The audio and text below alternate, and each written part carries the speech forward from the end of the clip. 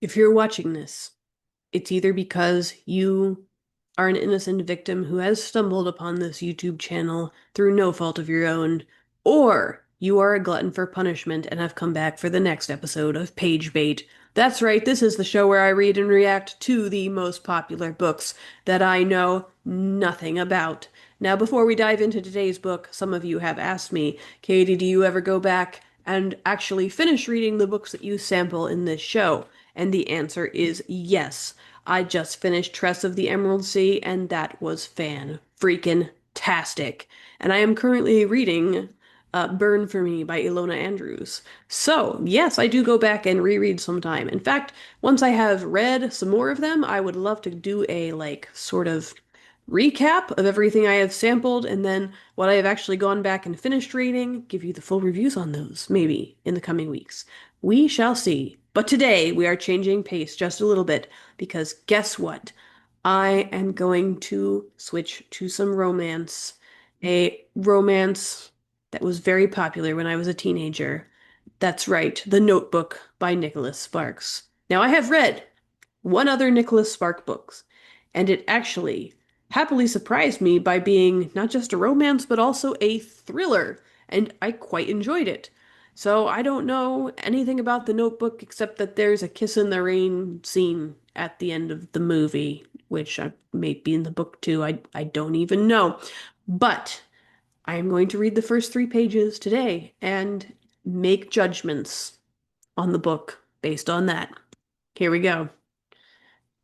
This sample dives right in. This is beautiful. I don't have to skip past like the introduction to the introduction and the prologue and the other introduction read by some expert in some field that has nothing to do with the book that I don't care about. No, we are right here at chapter 1, Miracles, or at least I think it's chapter 1. He has neglected to number his chapters. So hopefully you are good at remembering your place.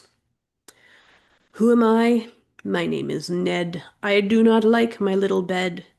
This is not good, and I know why. Wait, that's not how it goes. I used to have that book memorized, but my kids have grown a little older and I have stopped reading it every night. But One Fish, Two Fish, Red Fish, Blue Fish is a true piece of literary art, but it is not this book. So let's read this correctly. Who am I, and how, I wonder, will this story end? Me too, Nicholas Sparks. Me too. The sun has come up, and I am sitting by a window that is foggy with the breath of a life gone by.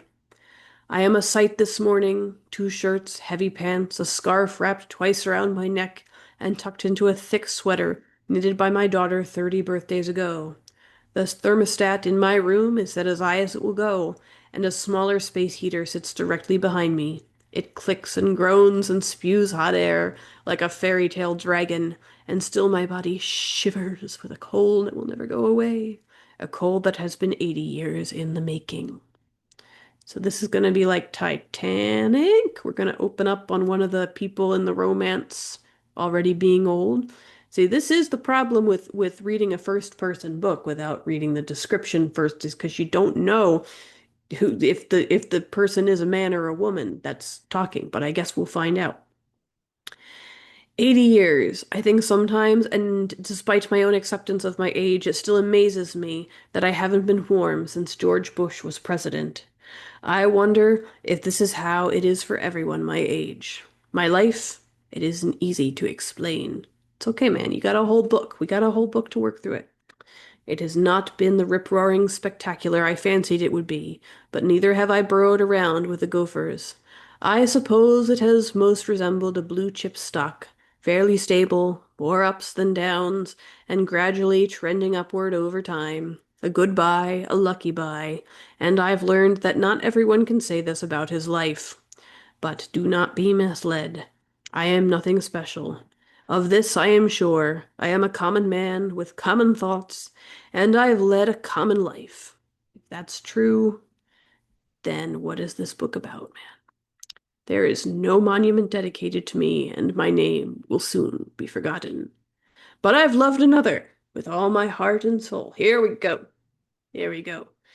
And to me, this has always been enough. The romantics would call this a love story. The cynics would call it a tragedy. In my mind, it's a little bit of both, and no matter how you choose to view it in the end, it does not change the fact that it involves a great deal of my life and the path I have chosen to follow. This is Titanic, the novelization. I have no complaints about my path and the places it has taken me. Enough complaints to fill a circus tent about other things, maybe, but the path I've chosen has always been the right one, and I wouldn't have it any other way. No, not one regret, not one pizza topping wrong. I'm going to put on my skepticals of that, sir. Or ma'am. I still don't know at this point. Time, unfortunately, doesn't make it easy to stay on course. The path is straight as ever, but now it is strewn with rocks and gravel. How funny would it be if just like we never get to the actual like plot of the story? It's just like the entire 200 pages or however long of this is just him being like, "Yes, my life has gone by. My ordinary life in which nothing has happened has gone by, and time is a thing that eats all men. It tears down kings and just that for like 200 pages. Until 3 years ago, it would have been easy to ignore, but it's impossible now. There's a sickness rolling through my body. I'm neither strong nor healthy, and my days are spent like an old party balloon, listless, spongy, and growing soft over time. Oh my goodness. There are six people in my family, and we have six birthdays each year. And the amount of sad party balloons that I have watched die is too much. And now I'm feeling very triggered. I cough, and through squinted eyes, I check my watch. I realize it is time to go. I stand from my seat by the window and shuffle across the room, stopping at the desk to pick up the notebook I have read 100 times. I do not glance through it. Instead, I slip it beneath my arm and continue on my way to the place I must go. I walk on tiled floors, white in color and speckled with gray, like my hair and the hair of most people here. Though I'm not the only one in the hallway this morning. There are in their rooms, alone except for televisions, and they, like me, are used to it. A person can get used to anything if given enough time. I hear the muffled sounds of crying in the distance and know exactly who is making those sounds. Then the nurses see me, and we smile at each other and exchange greetings. They are my friends, and we talk often, but I am sure they wonder about me and the things that I go through every day.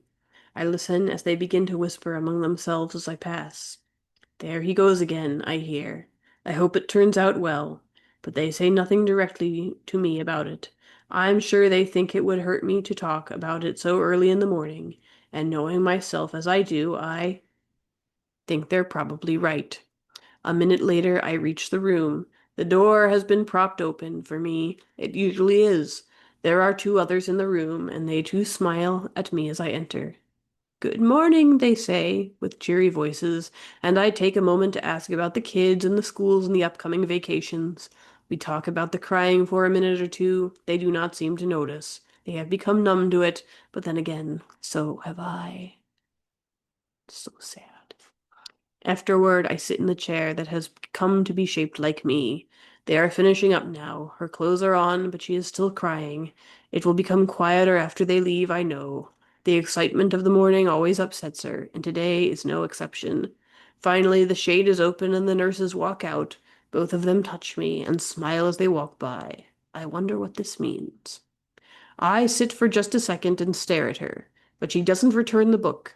I understand, for she doesn't know who I am. I am a stranger to her. Then, turning away, I bow my head and pray silently for the strength I know I will need. I have always been a firm believer in God and the power of prayer, though, to be honest, my faith has made for a list of questions I definitely want answered after I am gone. Ready now? On go the glasses. Out of my pocket comes a magnifier. I put it on the table for a moment while I open the notebook. It takes 2 licks of my gnarled finger to get the well-worn cover open to the first page. Then I put the magnifier in place. There is always a moment right before I begin to read the story when my mind turns, and I wonder, will it happen today? I don't know, for I never know beforehand, and deep down it really doesn't matter.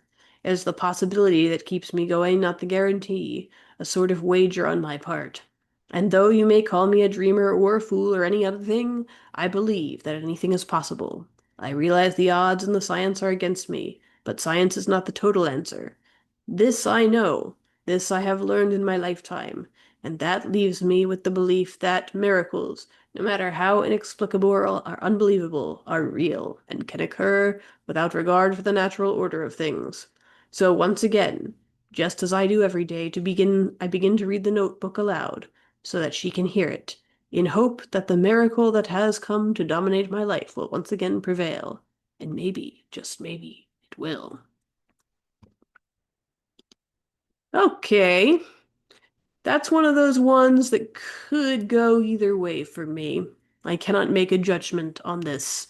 It depends what trippy thing is gonna happen when he starts to read this notebook. We've 3 pages of setup. Is this one of going to be one of those books with? Why do I feel like I heard somewhere a long time ago that there's some timey-wimey stuff in this book slash movie? I don't actually remember. If there is, it could be really good. If it's just like him reading about a sad romance that happened in his life and having feelings, then that's not really the type of book I'm very much into, though maybe it will be very nice for somebody. If it gets a little trippy and weird and there's a time travel and psychic thing happening, maybe I could be into it. I guess we'll have to see. This one I'm going to stick on my maybe shelf.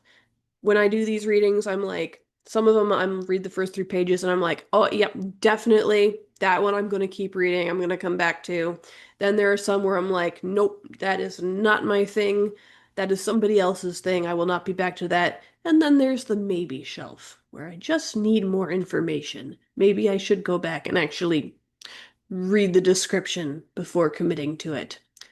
This one is a solid maybe. The writing style's good.